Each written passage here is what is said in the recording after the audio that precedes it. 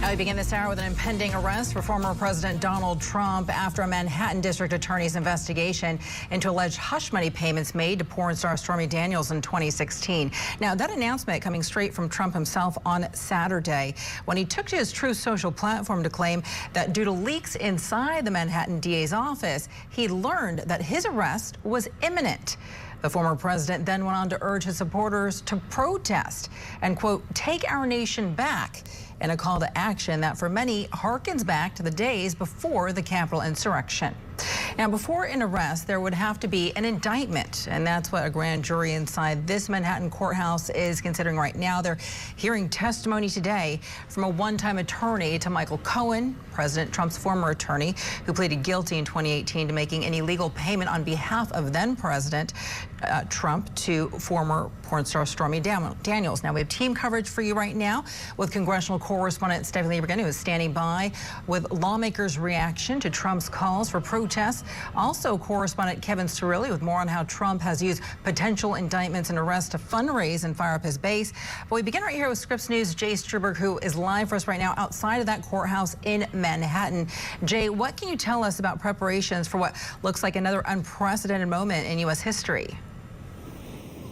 Well, definitely, Veronica, that security has been stepped up. Since the time that I've been here this morning, there are barricades that have been erected in anticipation for the Trump indictment that you just said. And while Trump believes that he is going to be indicted tomorrow, that may not necessarily be the case. We have not gotten any confirmation from the district attorney's office that that will, in fact, happen. And there is still testimony to hear in this very high-profile case. One witness that is testifying today, his name is Robert Costello. He's actually a former legal aide to Michael Cohen, who is at the center of this election, of this hush money payment case involving the former president.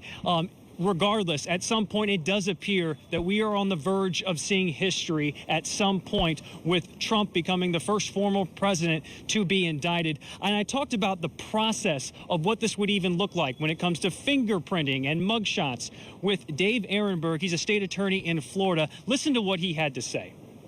It's going to be a little different in that the district attorney's office will be working with the Secret Service to get Trump to surrender to authorities.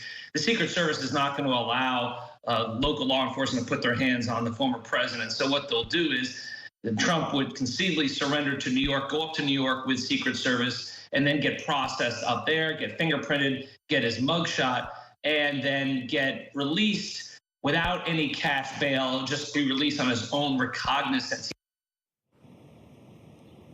And Veronica, as for the former president, he is coming out hard, calling this a witch hunt, calling for his supporters to protest, to, quote, take our nation back. And that has gotten some Republicans, higher-ranking Republicans, having to field some questions about this. Kevin McCarthy, the Speaker of the House, saying, do not protest if the former president is indicted. So it's a very tense situation here, obviously, with Trump believing that his indictment is coming tomorrow.